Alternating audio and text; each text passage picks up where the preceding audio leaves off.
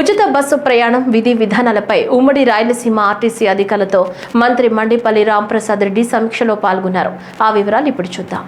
రాష్ట్రం యొక్క అభివృద్ధి కోసం, అభ్యున్నతి కోసం రోజుకు 18 గంటలు పనిచేస్తున్న పెద్ద మనిషి గౌరవ ముఖ్యమంత్రి చంద్రబాబు నాయుడు గారు సింగపూర్ లాగా అమరావతిని చేస్తానని ఈ రోజు గారు చెప్పడం జరిగింది. గత 10 సంవత్సరాల ముందు నుంచి ఆరాట పడతా ఉన్నారు.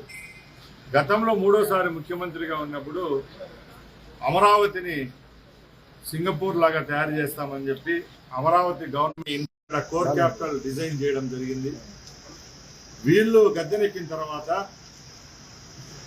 ఏదో 1000 కోట్లు ఇక్కడ అక్రమాలు జరిగినాయని చెప్పారు. 5 సంవత్సరాల్లో 5,000 రూపాయలు కూడా వేస్ట్ కాలేదని అమరావతిలో తేల్పిన తర్వాత కూడా ఈరోజు మరొకసారి వాళ్ళ అలాంటి అవాకులు చవాకులు పెళ్ళడం చాలా తప్పండి. ముఖ్యమంత్రి గారు అమరావతిని ఎక్కడా లేని విధంగా ప్రపంచంలోని అత్యున్నత పరిమాణాలతో క్యాపిటల్ సిటీ నిర్మిస్తామని చెప్పడం జరిగింది. దానిలో భాగంగానే ఈరోజు పర్యటన సాగుతూ ఉంది. కళ్ళు లేని కబోదులు ఇలాంటి మాట మాట్లాడడం తప్పు. ఎందుకంటే ఈరోజు మీడియా యాడికో ఎదిగిపోయింది. సోషల్ మీడియా, ప్రింట్ మీడియా, అలాగే టీవీలలో ప్రతి ఒక్క రోజు చంద్రబాబు నాయుడు గారు 29 సంస్థలు అలాగే ఆర్గనైజేషన్స్తో మీటింగ్ పెట్టి గంటకు అప్డేట్ వస్తారు.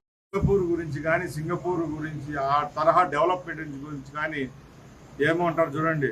పన్నీర్ వాసన ఏం తెలుస్తుందని వీళ్ళకి ఏం తెలుసండి. సార్, రోజాకు మేము ఒకటే చెప్తున్నాం సార్, అమ్మా తల్లి, తెలుగుదేశం పార్టీ చాలా క్రమశిక్షణ గల పార్టీ. ఈ పార్టీలో ఉన్నప్పుడు నువ్వు కూడా క్రమశిక్షణగా ఉన్నావు.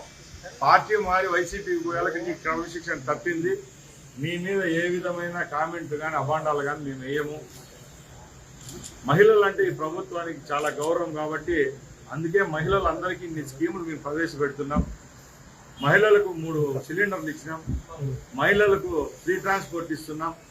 ఇవన్నీ చూసి ఒకసారి దాని మీద ఒక సద్భావనతో ఒక ప్రెస్ మీట్ పెట్టుగానే అనవసరంగా మీ నాయకుని దగ్గర మెప్పు పొందేదానికో లేకపోతే నీ కాన్స్టిట్యున్సీలో నీ యొక్క ఆధిపత్యం చూపించుకునేదానికే కామెంట్ చేయడం మంచిది కాదని తెలియదు.